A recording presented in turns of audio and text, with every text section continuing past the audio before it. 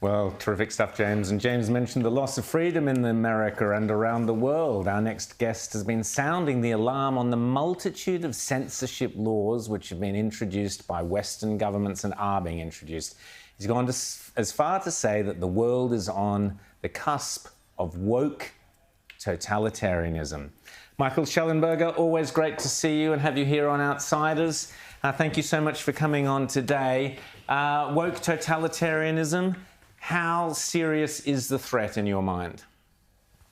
It's good to be with you, Rowan. Good to see you again. Well, this is extremely alarming. It only dawned on us 2 weeks ago that there was a coordinated international effort to expand government censorship of ordinary citizens on online social media and internet platforms, namely Google, Facebook, Twitter.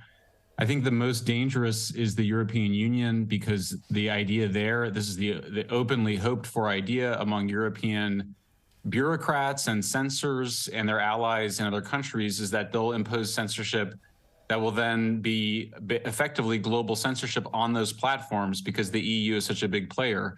But we've also seen Ireland, the lower house of the parliament has passed a law that would effectively criminalize thought. It would actually presume guilty that anybody in possession of so-called hateful materials would be assumed to be in the business of distributing those hateful materials and criminalizing materials that bureaucrats decide is hateful. This is the trend, is that idea that what they're saying in these governments, and it's also Brazil, Canada, United States, Great Britain, where we're seeing, Australia, New Zealand, where we're seeing this simultaneous demand for greater censorship online, is some claim that it needs to be done because of hate speech. But in every one of those countries, hate speech is on decline. It's been in decline for decades. Rita. Well, you got an insight into this with the Twitter files when you went through those documents and saw how this is already playing out. Tell us a little bit about that, and for this new industry that's come up, this censorship, or you can even almost call it a disinformation industry, that is being subsidised by taxpayers.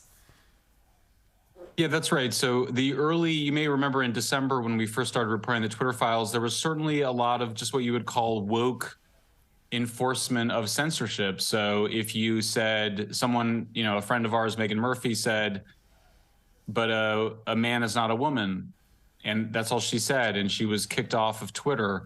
There was a lot of that stuff. But then we increasingly started to see people from the FBI, people from the CIA, people from the Department of Homeland Security demanding that material be censored, that people be deplatformed.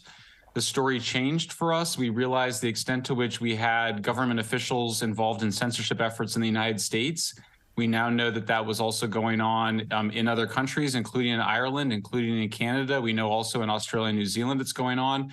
I think we're at the beginning of it. I don't think it's fully set in, but they keep using the same arguments around trans, around race, around climate change. It's clear those are the big three issues, and it's not just an organic phenomenon. We're seeing this being demanded by NGOs that receive government funding in different Western countries, many of which have ties to the military and intelligence communities. And Michael, this is a really fascinating thing to me, because these alphabet agencies, the FBI, the CIA, the United States, equivalent agencies in other Western democracies, they seem to have been hijacked by left-wing activists to become, essentially a way to censor and shut down anything that looks like conservative speech under the gaze of hate. When I looked around trying to find more about the Irish law, which is a real canary in the coal mine type of piece of legislation where you could be criminalized for possessing a meme on your phone, I found very little media attention on this. Why is the media, which used to be so about exposing government secrets, now seems to be so intent on essentially conspiring with the very agencies it used to be all about exposing? That's absolutely the right question. It's extremely chilling and disturbing that it actually took Elon Musk on Twitter and Jordan Peterson, the Canadian psychologist, raising concerns about Ireland, for me to know that this legislation was going on and for my team to investigate it, because it wasn't in the mainstream news media.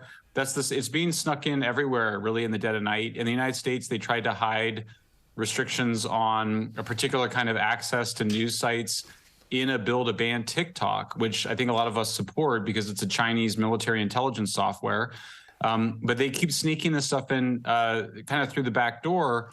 I just think a lot of it is what you were saying. A lot of it's explained by the reaction from liberal elites that after Brexit and the election of Trump in 2016, they just felt there was too much populism and that all of this free speech by ordinary citizens was out of control and they had to control it. I have a piece coming out next week about Obama. I mean, I actually voted for Obama a couple times, but he's out there saying we need to have government censorship of disfavored speech. I mean, it's an orchestrated campaign. It should send chills up the spine of anybody, left or right, who believes that freedom of speech is foundational, not just to democracy and capitalism, but also to what it means to be a human being, that we have a right to say what we believe. Michael Schellenberger, fantastic words, and thank you so much for leading the fight against this insanity and for pointing out the collusion across the different governments. So Australians will be reading you on Twitter and following you, and keep up the great work, and we'll speak again soon because this stuff has to be stopped. Thanks so much, Michael Schellenberger.